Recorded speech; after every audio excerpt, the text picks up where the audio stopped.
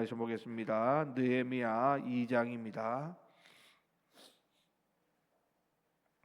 구약성경 느헤미야서 2장 1절부터 20절 끝절까지 말씀 저와 여러분들이 한 절씩 교독합니다. 아닥사스다 왕 제20년 니산월에 왕 앞에 포도주가 있기로 내가 그 포도주를 왕에게 드렸는데 이전에는 내가 왕 앞에서 수심이 없었더니 왕이 내게 이르시되 네가 병이 없거늘 어찌하여 얼굴에 수심이 있느냐 이는 필연 내 마음에 근심이 있음이로다 하더라. 그때 내가 크게 두려워하여 왕께 대답하되 왕은 만세수를 하옵소서. 내 조상들의 묘실이 있는 성읍이 이제까지 황폐하고 성문이 불탔사오니 내가 어찌 얼굴에 수심이 없사오리까 하니 왕이 내게 이르시되 그러면 내가 무엇을 원하느냐 하시기로 내가 곧 하늘의 하나님께 묵도하고 왕에게 아뢰되 왕이 만일 좋게 여기시고 종이 왕의 목전에서 은혜를 얻었사오면 나를 유다 땅 나의 조상들의 묘실에 있는 성읍에 보내어 그 성을 건축하게 하옵소서 하였는데 그때 왕후도 왕 곁에 앉아 있었더라. 왕이 내게 이르시되 내가 몇 날에 다녀올 길이며 어느 때에 돌아오겠느냐 하고 왕이 나를 보내기를 좋게 여기시기로 내가 기한을 정하고 내가 또 왕에게 아뢰되 왕이 만일 좋게 여기시거든 강서쪽 총독들에게 내리시는 조서를 내게 주사 그들이 나를 용납하여 유다에 들어가기까지 통과하게 하시고 또 왕의 삼립감독 아삽에게 조서를 내리사 그가 성전에 속한 영문의 문과 성곽과 내가 들어갈 집을 위하여 들보로 쓸 제목을 내게 주게 하옵소서 하매 내 하나님의 선한 손이 나를 도우심으로 왕이 허락하고 군대 장관과 마병을 보내어 나와 함께하게 하시기로 내가 강 서쪽에 있는 총독들에게 이르러 왕의 조서를 전하였더니 호론 사람 산발랏과 종이었던 암몬 사람 도비야가 이스라엘 자손을 흥왕하게 하려는 사람이 왔다 함을 듣고 심히 근심하더라. 내가 예루살렘에 이르러 머무른 지 사흘 만에 내 하나님께서 예루살렘을 위해 무엇을 할 것인지 내 마음에 주신 것을 내가 아무에게도 말하지 아니하고 밤에 일어나 몇몇 사람과 함께 나갈새 내가 탄 짐승 외에는 다른 짐승이 없더라. 그 밤에 골짜기 문으로 나가서 용정으로 분문에 이르는 동안에 보니 예루살렘 성벽이 다 무너졌고 성문은 불탔더라. 앞으로 나아가 샘문과 왕의 못에 이르러서는 탄 짐승이 지나갈 곳이 없는지라. 그 밤에 시내를 따라 올라가서 성벽을 살펴본 후에 돌아서 골짜기 문으로 들어와 돌아왔으나 방백들은 내가 어디 갔었으며 무엇을 하였는지 알지 못하였고 나도 그 일을 유다 사람들에게나 제사장들에게나 귀족들에게나 방백들에게나 그 외에 일하는 자들에게 알리지 아니하다가 후에 그들에게 이르기를 우리가 당한 공경은 너희도 보고 있는 바라.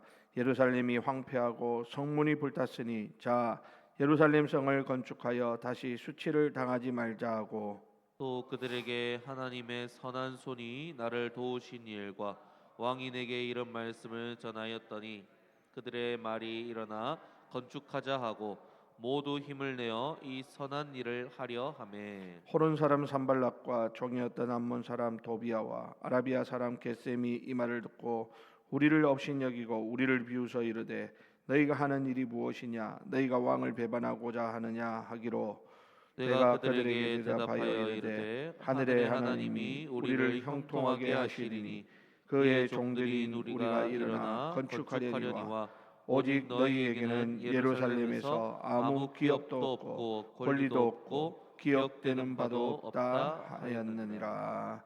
아멘. 자, 오늘 말씀은 치밀하게 준비하는 느헤미야라는 제목입니다. 자, 어제부터 우리 살펴보는 이 느헤미야서는 포로에서 돌아온 이스라엘 백성의 성벽 재건 과정을 다루는 아주 중요한 역사서입니다. 오늘 이 책은 에스라서와 학개서와 한 줄기에 있는 그러한 책이라고 볼 수 있겠죠. 먼저 스룹바벨과 대제사장 여호수아가 1차 귀환을 이끌었고 학계 선지자의 촉구로 성전 재건이 완료됩니다. 이후에 에스라는 2차 귀환을 이끌어서 율법을 가르치고 영적인 정화 과정을 통해서 백성들을 다시 일으키는 그러한 모습들을 봅니다. 자, 그런데 여러분, 성전과 율법이 회복되었음에도 불구하고 예루살렘 성벽은 여전히 허물어진 상태였고, 이것은 곧 그들의 영적인 그리고 정치적으로 무방비 상태였다라고 하는 것을 상징적으로 보여주는 그러한 모습이었습니다. 바로 이 지점에서 느헤미야가 등장하는 거죠. 그는 성벽 재건이라고 하는 세 번째이자 가장 실질적인 재건 사역을 시작합니다. 여러분, 느헤미야서는 단순히 건축 기록을 우리가 살펴보는 책이 아니고 하나님께서 하나님의 구속사 속에서 이스라엘 백성의 정체성과 또 그들의 안전을 지키시는 그런 구체적인 그러한 모습들을 우리에게 보여주는 책이라고 할 수 있습니다. 자, 오늘 우리가 읽은 느헤미야 2장은 하나님의 사람 느헤미야가 이 위대한 사역을 위해서 얼마나 치밀하고 잘 준비된 그런 자세를 보여주고 있는지를 오늘 성경을 통해서 우리는 확인할 수 있습니다.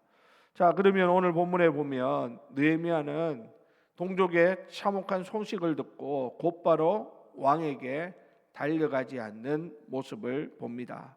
어제 1장 1절에 보면 기슬르월이라 이렇게 나오고 있죠. 기슬르월이라고 하는 것은 11월과 12월을 가리키는 말이고, 오늘 본문 2장 1절은 니산월이다 이렇게 기록을 하고 있습니다. 그러니까 기슬르월, 그러니까 기슬르월에서 지금 동족의 참혹한 소식을 들었습니다. 그리고 지금 니산월에 이르기까지, 그러니까 니산월은 3월, 4월인데 그러니까 무려 한 4달 정도의 시간차가 있는 그런 과정이죠. 그러니까 지금 느헤미야 1장과 2장 사이가 무려 4개월의 시간차가 벌어지고 있다라고 하는 것입니다.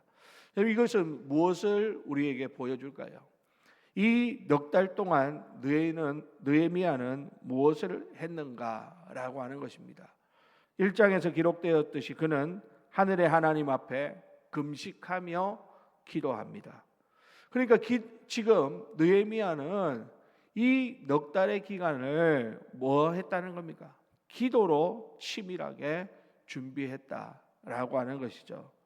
자, 그런데 우리가 알다시피 느헤미야는 왕의 술관원입니다. 그의 임무는 왕에게 술을 따르며 기쁨을 드리는 것이지 슬픈 기색을 보여서는 안 되는 것입니다.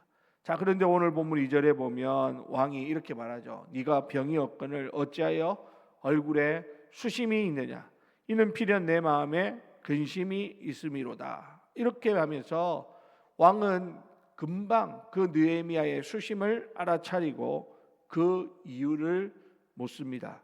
자, 그때 느헤미야는 왕이 이 수심을 알아차렸다라는 것이 그에게는 큰 위협이 될 수 있는 것이죠. 그러니까 크게 두려워하면서, 그러면서도 즉각적으로 그가 4달 동안 기도하며 준비했던 것들을 왕 앞에서 아뢰기 시작합니다. 여러분, 이것은 느헤미야가 인간적인 마음의 염려를 넘어서 하나님의 때를 기다리며 기도했던 그 과정이 지금 이 모든 일들을 가운데 나타나고 있다라고 하는 것을 우리에게 보여준다라는 것이죠. 여러분, 우리 그리스도인들이 무슨 일을 할 때에 진정으로 제일 가장 중요하게 준비해야 되는 것은 그것이 무엇일까요? 그것은 어떻게 보면 환경을 분석하거나 인간적인 계획을 철저하게 세우는 것 못지않게 더 중요한 것이 있는데, 그게 뭡니까? 하나님의 때를 구하며 눈물로 기도하는 것에서부터 시작되어져야 한다 라고 하는 것입니다. 지금 느헤미야는 이 넉 달의 기간 동안 하나님 앞에 간절히 기도했을 것이고, 그 느헤미야의 기도는 이렇게 하늘의 문을 흔들고 왕의 마음을 움직이는 그런 놀라운 역사를 이끌어내고 있는 것을 우리는 성경을 통해 보게 된다라는 것이죠. 그러니까 무슨 말입니까? 지금 느헤미야가 왕 앞에서 얼굴에 근심이 있는 것, 표를 낸 것도 아닙니다. 하지만 왕이 그것을 알아차렸다는 거예요. 그러면서부터 지금 이 느헤미야가 하고자 했던 이 모든 일들이 시작되어지는 것이에요. 그 말은 무슨 말입니까?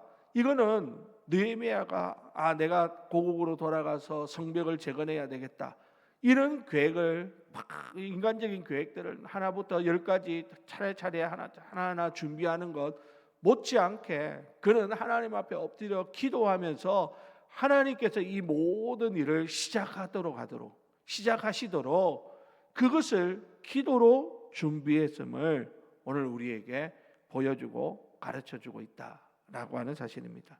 사랑하는 우리 성도 여러분, 오늘 우리도 살아가다 보면 때로는 무슨 큰 일을 앞두고 있을 때가 있습니다. 그럴 때 우리가 인간적으로 어떻게 해야 되는가, 이것을 생각하는 것도 중요하지만 그 못지않게 가장 먼저 하나님 앞에 엎드려 기도하면서 하나님의 마음을 움직이는 것, 그것이 가장 중요하다라고 하는 사실을 알아야 합니다. 하나님께서 허락해 주셔야 이 모든 일들이 되는 것이죠. 내가 아무리 철저하게 계획한들 하나님께서 허락하시지 않으면 그게 될 리가 없다라고 하는 사실을 우리는 알아야 하는 것입니다. 자, 오늘 본문에 보듯이 하나님께서 허락하시니까 지금 아닥사스다 왕의 마음을 하나님께서 움직이시더라는 거예요. 느헤미야 혼자서 이것을 계획해가지고 자기가 아무리 준비한들 이 아닥사스다 왕이 도와주는 것하고는 비교할 수 없는 그런 차이가 있다라는 것이죠. 그런데 느헤미야가 기도로 준비했더니 하나님께서 아닥사스다의 마음을 움직이시기 시작하는 것을 오늘 우리는 본문을 통해서 보는 것이죠. 자, 보십시오. 뭐라고 합니까? 4절에 보니까 이렇게 말해요. 왕이 내게 이르시되 그러면 내가 무엇을 원하느냐 하시기로, 그죠? 내가 곧 하늘의 하나님께 묵도하였다, 이렇게 말합니다. 왕의 마음이 움직인 거예요. 내가 무엇을 도와줘야 되느냐 하면서 내가 무엇을 원하느냐라고 묻습니다.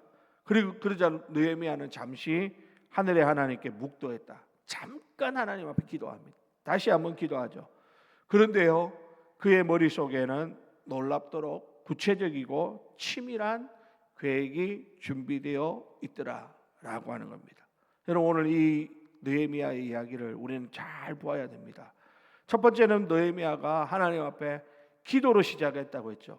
하지만 느헤미야는 기도만 하고 있었던 것은 아니라는 것도 우리는 알아야 하는 것이죠. 그가 지금 왕이 네가 무엇을 원하느냐라고 물을 때 그는 막연하게 고향에 가게 해주십시오 라고 말하지 않습니다. 느헤미야는 아주 구체적인 계획들을 하나하나 다 아르기 시작합니다. 왕이 물을 때에 자기가 돌아올 기한을 정할 만큼 시간 계획도 철저하게 있었습니다. 게다가 그는 유다까지 가는 동안에 안전을 위해서 이런 조치를 취해달라라고 요청하기까지 합니다. 뿐만 아니죠. 8절에 보면 성전 건축에 필요한 구체적인 목재들을 이것을 준비하는 그것까지도 다 어떻게 해야 될지를 알고 왕에게 조서를 요청하기까지 하는 그러한 모습을 보게 된다라는 것이죠. 여러분, 이것은 그가 4개월 동안 하나님 앞에서 울며 기도하는 것, 이것만 한 것이 아니라 하나님의 뜻이 이루어질 그날을 그는 믿음으로 보았기 때문에 그 하나님께서 이것을 허락하시면 그러면 그 다음에 어떻게 해야 될까를 아주 구체적이고 치밀하게 계획하고 준비했다라고 하는 것입니다. 여러분, 이것이 바로 우리 믿는 그리스도인들이 가져야 될 아주 중요한 모습이라고 하는 것이죠.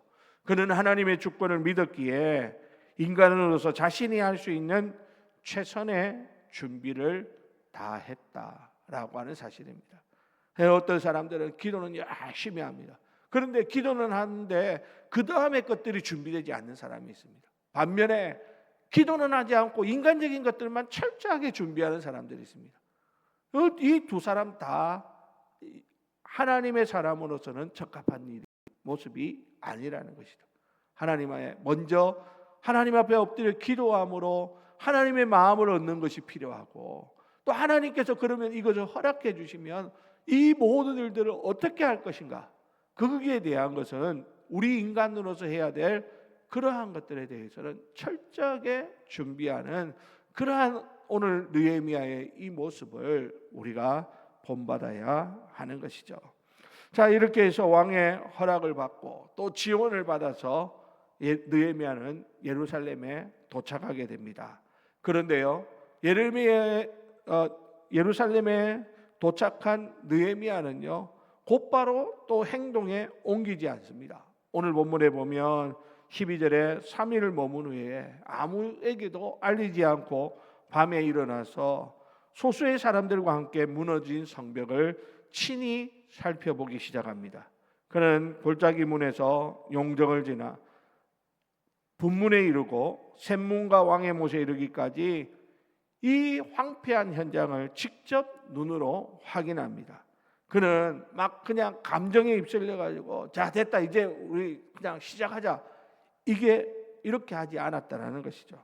현실을 냉정하게 파악하고 어디서부터 어떻게 시작해야 할지를 구체적으로 그가 직접 눈으로 확인하면서 이 모든 것들을 준비하는 것입니다.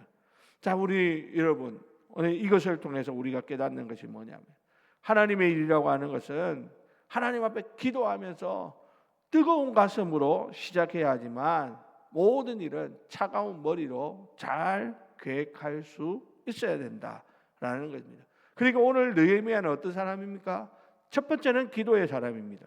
동시에 철두철미하게 실무와 조사를 통해서 모든 것들을 잘 준비한 그러한 사람이었다라고 하는 것을 우리는 알게 되는 것이죠. 자, 이렇게 해서 느헤미야는 현실이 지금 어떠한지를 잘 파악하고 난 다음에 백성들 앞에 섭니다. 그리고 17절에 보면 그가 먼저 자기가 보았던 이 현실을 사람들에게 알리죠.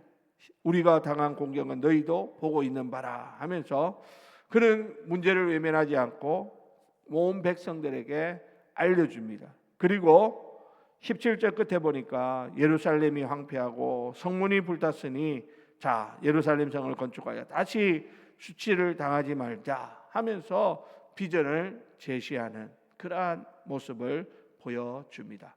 자, 그리고 가장 중요한 것은 그 다음입니다. 오늘 보면 18절 말씀인데요. 18절 말씀 우리 다 같이 한번 읽어볼까요? 시작. 또 그들에게 하나님의 선한 손이 나를 도우신 일과 왕이 내게 이런 말씀을 전하였더니 그들의 말이 일어나 건축하자 하고 모두 힘을 내어 이 선한 일을 하려 하매. 아멘.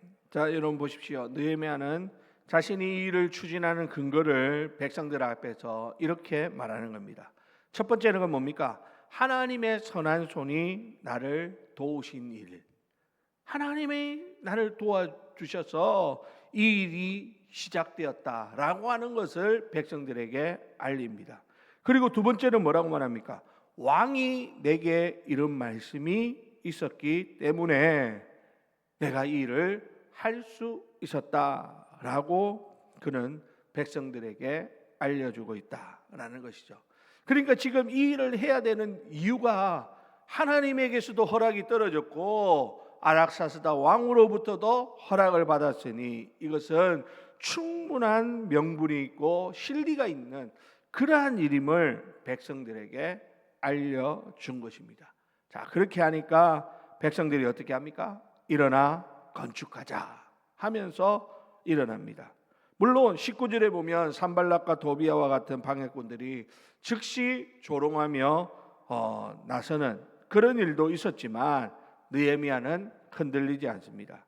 자신의 계획이나 왕의 조서를 의지하지 않고 오직 그는 하나님을 선포합니다. 20절에 보니까 내가 그들에게 대답하여 이르되 하늘의 하나님이 우리를 형통하게 하시리니 그의 종들인 우리가 일어나 건축하려니와 오직 너희에게는 예루살렘에서 아무 기업도 없고 권리도 없고 기억되는 바도 없다 하였느니라 하면서 하나님께서 우리를 형통하게 하실 것을 선포하고 있는 것입니다.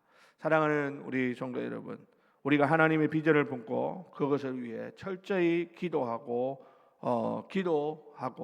뿐만 아니라 동시에 치밀하게 준비하고 계획한 오늘 느헤미야의 이 모습, 그리고 현실을 정확하게 파악하고 담대하게 비전을 선포하는 이 느헤미야의 모습을 바라보면서 오늘 우리의 삶에 하나님의 도움을 구하고 또 우리가 해야 될 일이 무엇인지를 잘 준비하는 그러한 우리 모두가 될 수 있기를 바랍니다.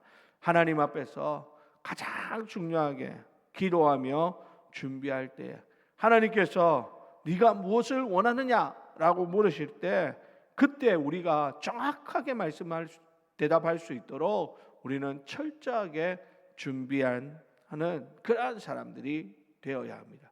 하나님께서는 준비된 자를 쓰십니다. 하나님께서 우리를 사용하고자 하실 때 우리가 하나님 앞에서 오늘 느헤미야의 이런 좋은 모습들을 기억하고 본받아서 나중에 가서 우리가 하나님의 선한 손이 우리를 도우셨다 이렇게 고백하면서 간증할 수 있는 그런 좋은 기회가 우리 모든 성도님들과 우리 교회 가운데 있게 되기를 주님의 이름으로 간절히 축원드립니다.